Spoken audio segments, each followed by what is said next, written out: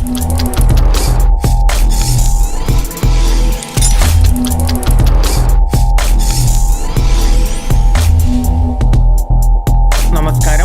നാട്ടുരാജ്യ ന്യൂസിലേക്ക് സ്വാഗതം. Thodupuzha rotary ക്ലബിൻ്റെയും Kisan service സൊസൈറ്റിയുടെയും ആഭിമുഖ്യത്തിൽ കർഷക സംഗമവും ചന്ദനം മലവേപ്പ് കൃഷിരീതികളെ പറ്റിയുള്ള സെമിനാറും 1/9/2024 ഞായറാഴ്ച 2:30 തൊടുപുഴ റോട്ടറി ക്ലബ് ഓഡിറ്റോറിയത്തിൽ വെച്ച് സെമിനാർ നടത്തപ്പെട്ടത്. Munnar social forestry range deputy range officer EV Shajumon ഉദ്ഘാടനം നിർവഹിച്ചു.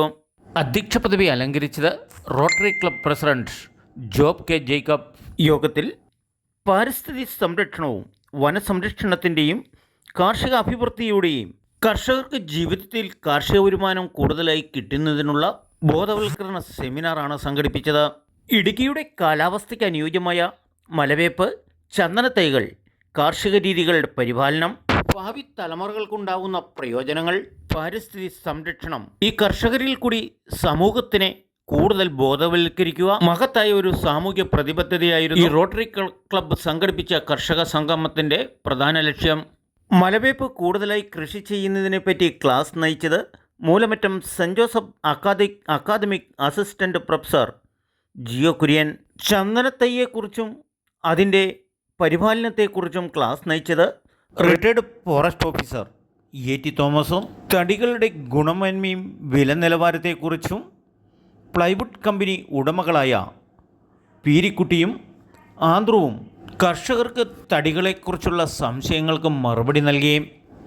Rotary club secretary Benny Illimuttil, Thodupuzha farmers club president Tom Cheriyan, vice president Soni Kizhakkekara, Kisan service society secretary Raju Padathil യോഗത്തിന് ആശംസകൾ അർപ്പിച്ച് പ്രസംഗിച്ചു.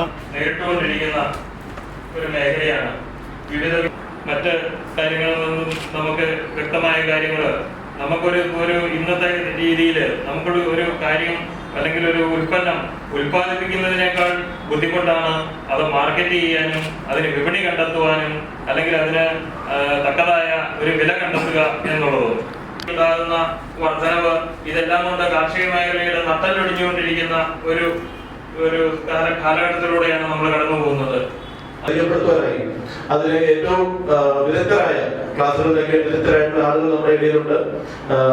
അവരെല്ലാം നമ്മൾ കൂടി ചേർത്തുകൊണ്ട് ഇത്രയും കർഷകരെയും കൃഷി ചെയ്ത് പരിചയമുള്ള അനുഭവ സമ്പത്തുള്ളവരെയും എല്ലാവരെയും കൂടി ചേർത്ത് നമ്മൾ ക്ലാസ് കണ്ടക്ട് ചെയ്തത്. ഇതിന് ഏറ്റവും കൂടുതൽ അധ്വാനം വഹിച്ച ഒരു വ്യക്തി എന്ന് പറയുന്നത് നമ്മുടെ അധ്യക്ഷനായിട്ട് ഞാൻ ഇരിക്കുന്നുണ്ടെങ്കിലും അത് ഏറ്റവും റോട്ടറി ക്ലബ് പ്രസിഡന്റ് എന്നുള്ള നിലയിലാണ് ഞാൻ അധ്യക്ഷനായിട്ട് ഇവിടെ ഇരിക്കുന്നതെങ്കിലും ആ കൃഷിയും ഇതിന്റെ കാര്യങ്ങളെല്ലാം കോർഡിനേറ്റ് ചെയ്തത് നമ്മുടെ farmers club president Shri Tom ചെറിയാനാണ്. അദ്ദേഹത്തെയും ഞാൻ ഇതിന്റെ മറ്റു കാര്യങ്ങൾ എന്റെ വിശദവിവരങ്ങൾ വ്യക്തമാക്കാനായിട്ട് അദ്ദേഹത്തെയും ക്ഷണിക്കുന്നു. ഇതെല്ലാവർക്കും ഒരു നിരവധിയായ സെമിനാറുകൾ നടത്തിയിട്ടുണ്ട്. നമ്മളൊരു 10-15 വർഷം മുമ്പ് റംബുട്ടാൻ കൃഷിയെ പറ്റി നടത്തിയിട്ടുണ്ട്. അങ്ങനെ എല്ലാ ഫ്രൂട്ട്സ് പല ടൈപ്പ് സെമിനാറുകൾ നടത്തിയിട്ടുണ്ട്.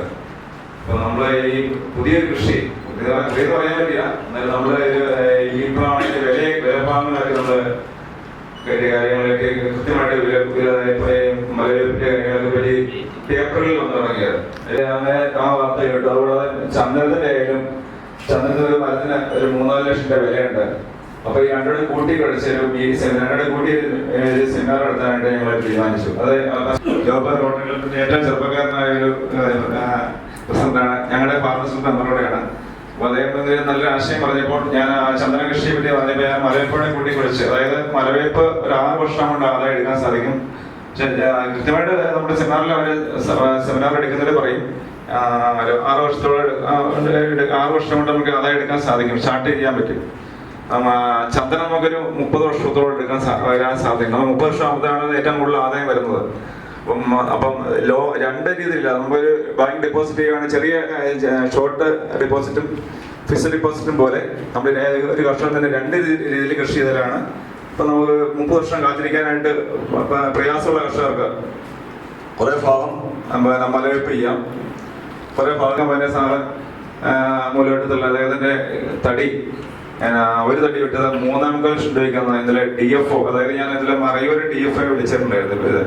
ഇതിന്റെ കാര്യങ്ങളൊക്കെ പറയുമ്പോൾ നമ്മുടെ ചില കർഷകർ പറഞ്ഞു നടാൻ തടസ്സമുണ്ടെന്നൊക്കെ പറഞ്ഞു. അപ്പോൾ അതിനെപ്പറ്റി ഡീറ്റെയിൽസ് അറിയാൻ വേണ്ടി മറയൂർ DFO വിളിച്ച് പറഞ്ഞു 2 വർഷമായി കൃഷി ചെയ്ത കർഷകനുണ്ട്.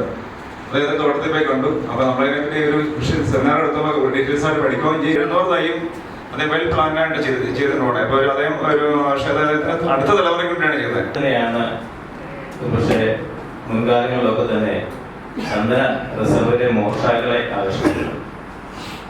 അവർ പലപ്പോഴും കാട്ടിൽ നിന്ന് അവരുടെ ഏജന്റുമാരെ വിളിച്ചും അല്ലാതെയൊക്കെ എനിക്ക് തോന്നുന്നു ഒരു 95 കാലഘട്ടം തൊട്ട് ഒരു 2005 വരെ കാലഘട്ടത്തിൽ ഏറ്റവും കൂടുതൽ ചന്ദനം മോഷണം നടന്നിട്ടുണ്ട്. ആ സമയത്തൊക്കെ മറയൂർ ചന്ദന റിസർവില് അതുപോലെ ഒരു വല മനപാലകരായിട്ട് ഭയങ്കര വളരെ ഏറ്റുമുട്ടലുകൾ വരെ ഉണ്ടായിട്ടുണ്ട്. ആ കാലഘട്ടത്തില് ഒരുപക്ഷെ അന്ന് ഒരു മറയൂർ ചന്ദന ഡിവിഷൻ പോലും ഉണ്ടായിരുന്നു. ആ കാലഘട്ടത്തില് ജോലി ചെയ്ത ജീവനക്കാർക്ക് ജീവഹാനി വരെ ഉണ്ടായ സംഭവങ്ങളുണ്ട്. ലോകത്തിൽ നല്ല ഈ ഓയിൽ കണ്ടന്റ് കൂടുതലുണ്ട്. അതിന്റെ കാലാവസ്ഥ ഭൂമിശാസ്ത്രപരമായ പ്രത്യേകത കൊണ്ട് തന്നെയാണ് മറയൂരിലെ ചന്ദ്രൻ അത്രയും നല്ല ഭംഗിയായിട്ടിരിക്കുന്നത്. നമ്മളിപ്പോൾ എൻ്റെ മരവും നടാൻ നമുക്ക് അതൊരു പ്രകൃതിയുടെ സത്യമായിട്ട് ഒരു ഇതായിട്ട് നിൽക്കും. പക്ഷെ നട്ട് അത് വളർന്നു വരുമ്പോൾ ഇപ്പം ഈ നമുക്ക് പറഞ്ഞാൽ കുറഞ്ഞത് 20 വർഷം വരെയാണ് ഒരു പ്രതിഫലം നമുക്ക് കിട്ടണമെങ്കിൽ ചന്ദനത്തിന് കുറഞ്ഞത് ഏകദേശം 30 വർഷം ശരിയാണ്. അത് ഓരോ സ്ഥലത്തിന്റെയും മണ്ണിന്റെയും ഒക്കെ ഒരു പ്രത്യേകത അനുസരിച്ചായിരിക്കും കിട്ടുക. അപ്പൊ ഒരു ചന്ദനം നടാവുന്ന കാര്യത്തിന് ഒറ്റ ഉത്തരവുള്ളൂ, ആർക്കും എവിടെ നടാം. പിന്നെ രണ്ടാമത്തെ ചോദ്യം, ഇത് നട്ട് വളർന്ന് വരുമ്പോൾ അല്ലെങ്കിൽ ഇപ്പൊ നിങ്ങൾക്കൊരു പറമ്പിൽ ചന്ദനം ഉണ്ടെങ്കിൽ അത് നിങ്ങൾക്ക് മുറിച്ച് വിൽക്കാൻ പറ്റുമോ? രണ്ടാമത്തെ ചോദ്യം. മുറിച്ച് വിൽക്കാൻ പറ്റുന്ന ഏറ്റവും വലിയ ഉദാഹരണമാണ് തോമസ് സാർ. അദ്ദേഹത്തിന്റെ വീട്ടിൽ എനിക്ക് തോന്നി ഇപ്പൊ ഒരു 10ഓളം ചന്ദനമരമുണ്ട് അല്ലേ? എന്തിനുമായിട്ട് ഒരു ചന്ദനമരം അദ്ദേഹത്തിന് വീടിന് ഭീഷണിയായിട്ട് നിന്ന സമയത്ത് ഞാൻ നാർപ്പളത്തെ പ്രൊഫസറാണ്, അവിടെ ചെന്ന് റിപ്പോർട്ട് കൊടുത്തത് ഞാനാണ് അല്ലേ? എന്തായാലും അത് മുറിച്ച വിൽക്കാനൊക്കെ പറഞ്ഞ് ഇവിടെ സൂചിപ്പിക്കപ്പെട്ട 3.25 ലക്ഷം രൂപ കിട്ടിയെന്ന് പറയാം. ഇവിടെ ശ്രദ്ധിക്കേണ്ട ഒരു കാര്യം, ഒന്ന് ഭൂമിയുടെ സ്റ്റാറ്റസ് എന്തായിരിക്കണം? പക്ക പട്ടയ ഭൂമി ആയിരിക്കണമെന്നത്. ഒരു കൈവശ ഭൂമിയിൽ നമ്മൾ ഒരു ഹൈറേഞ്ചിലേക്ക് നമുക്ക് വിഷയം പറഞ്ഞാൽ ചന്ദ്രൻ വിളിച്ച് മുറിക്കാൻ കഴിയില്ല, ഒരു സംശയം വേണ്ട. അല്ലെ സർക്കാർ നിയമം മാറ്റണം, ഒരു തർക്കവും വേണ്ട. ഇവിടെ നമുക്ക് കുഴപ്പമില്ല, ലോ റേഞ്ചിലൊക്കെ നമുക്ക് നല്ല പക്ക ഭൂമികളുണ്ട്. അവിടെ ചന്ദനം വിളിച്ചു പിടിച്ച അവിടെയും കുഴപ്പമുണ്ട്. നമുക്ക് ഈ പറയുന്ന വനനിയമത്തിൽ പറയുന്ന 47 ലക്ഷം വരെയുള്ള കാര്യങ്ങളാണ് ചന്ദനത്തിന്റെ കാര്യങ്ങൾ പറയുന്നത്. ചില നിയന്ത്രണങ്ങളുണ്ട്. ഒന്ന് നമുക്കിപ്പോൾ നിലവില് ഒരു ചന്ദനമരം എന്നുള്ളത് ഉണങ്ങി നിൽക്കുകയാണെങ്കിൽ, കേടുവന്നതാണെങ്കിൽ, അല്ലെങ്കിൽ ജീവന സ്വത്തിന് ഭീഷണിയാണെങ്കിൽ, അതുമല്ലെങ്കിൽ നമുക്ക് അവിടെ ഒരു വീട് പണിയണം ഉടമസ്ഥന്, അല്ലെങ്കിൽ കെട്ടിടം പണിയണം, ഇത്തരം സാഹചര്യങ്ങൾ മാത്രമേ നിലവിൽ മുറിക്കാൻ അനുവാദമുള്ളൂ. അത് ഞാൻ നിങ്ങളെ ഒരു നിരുത്സാഹപ്പെടുത്തുകയല്ല, നിലവിലുള്ള സംവിധാനത്തിൽ ഇതാണ് മാർഗം. അപ്പോൾ ഈ തോമസ് സാറിന്റെ വീട്ടിലെ ചന്ദനം മുറിച്ചത് സ്വാഭാവികമായിട്ടും വീട്ടിൽ ഭീഷണിയായിട്ട് നിന്നോട് മാത്രമാണ്.